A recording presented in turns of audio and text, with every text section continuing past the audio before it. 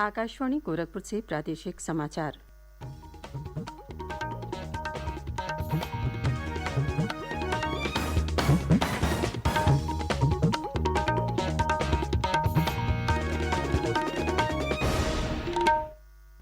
नमस्कार। समाचार बुलेटिन के साथ मैं सुषमा श्रीवास्तव। पहले मुख्य समाचार। राष्ट्रपति रामनाथ कोविंद ने राज्य विधानमंडल के संयुक्त सत्र को किया संबोधित। कहा, उत्तर प्रदेश अनेकता में एकता का जीवंत उदाहरण। राष्ट्रपति ने अपने संबोधन में विधानमंडल में महिलाओं के प्रतिनिधित्व को बढ़ाए जाने पर दिया बल। लोकसभा उपचुनाव में आजमगढ़ सीट से 15 और रामपुर से 9 उम्मीदवारों ने पर्चे दाखिल किए। नामांकन पत्रों की जांच आज। और वाराणसी बम धमाकों के दोषी वलीउल्लाह को गाजियाबाद न्यायालय ने सुनाई फांसी की सजा।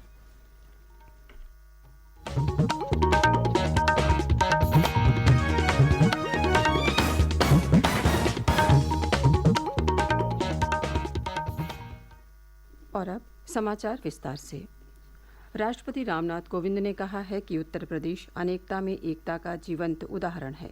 कल लखनऊ में आज़ादी का अमृत महोत्सव वर्ष के उपलक्ष्य में आयोजित राज्य विधानमंडल की संयुक्त बैठक को संबोधित करते हुए उन्होंने कहा कि उत्तर प्रदेश की सामाजिक, सांस्कृतिक, आर्थिक और भौगोलिक विविधता लोकतंत्र को और मजबूत बनाती है।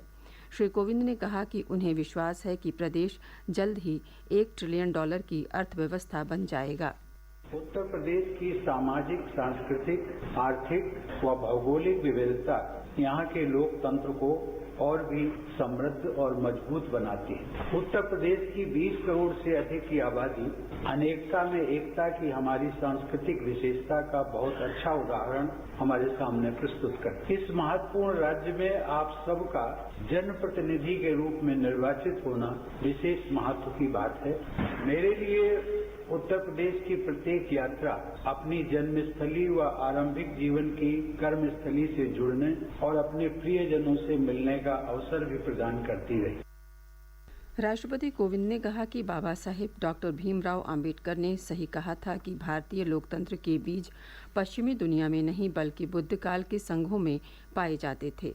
राष्ट्रपति ने कहा कि राज्य विधानसभा में 47 महिला सदस्यों की मौजूदगी एक स्वागत योग्य संकेत है। उन्होंने कहा कि विधानमंडल में महिलाओं के प्रतिनिधित्व को बढ़ाए जाने की अब भी जरूरत है। सामाजिक समावेश की दृष्टि से यह एक अच्छी उपलब्धि है कि वर्तमान विधानमंडल में समाज के विभिन्न वर्गों के प्रतिनिधित्व का दायरा कहीं अधिक व्यापक हुआ है।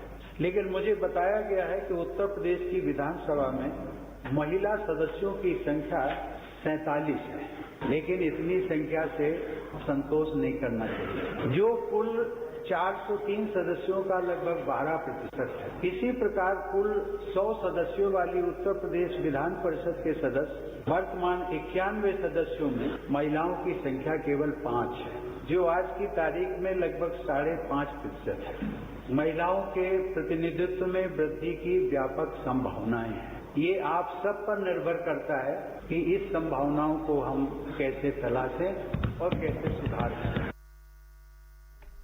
श्री कोविंद ने कहा कि प्रदेश ने देश को जवाहरलाल नेहरू, लाल बहादुर शास्त्री, इंदिरा गांधी, चौधरी चरण सिंह, अटल बिहारी वाजपेयी और कई अन्य राजनीतिक दिग्गज नेता दिए हैं।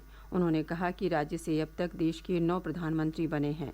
श्री कोविंद ने कहा कि प्रधानमंत्री नरेंद्र मोदी और मुख्यमंत्री योगी आदित्यनाथ ने राज्य को एक स्थिर सरकार प्रदान की है।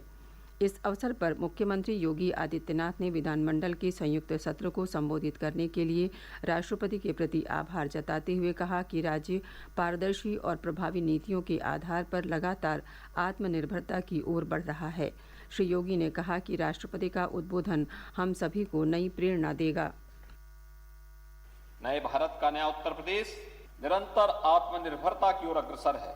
प्रदेश सरकार राज्य के समग्र विकास तथा गांव, गरीब, किसान, नौजवान, महिलाएं सहित समाज के प्रत्येक वर्ग के कल्याण के लिए पूरी प्रतिबद्धता के साथ कार्य कर रही है। उत्तर प्रदेश के 18वीं विधानसभा में कई विशिष्ट रूप से मान्य सदस्य निर्वाचित हैं।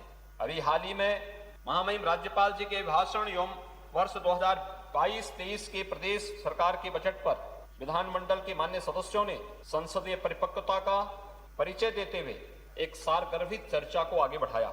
मुझे विश्वास है कि महामहिम राष्ट्रपति जी के संबोधन से मान्य सदस्यगण लाभान्वित एवं प्रेरित होंगे। महामहिम राष्ट्रपति जी का मार्गदर्शन और आशीर्वचन मान्य सदस्यों के संसदीय और विधायी जीवन की सफलता में एक मार्गदर्शक सिद्ध होगा। विशेष सत्र को राज्यपाल आनंदीबेन पटेल, विधानसभा अध्यक्ष सतीश महाना, विधान परिषद के सभापति कुंवर मानवेंद्र सिंह और विधानसभा में विपक्ष के नेता अखिलेश यादव ने भी संबोधित किया। राष्ट्रपति द्वारा राज्य विधानमंडल की संयुक्त बैठक में ये दूसरा अभिभाषण था।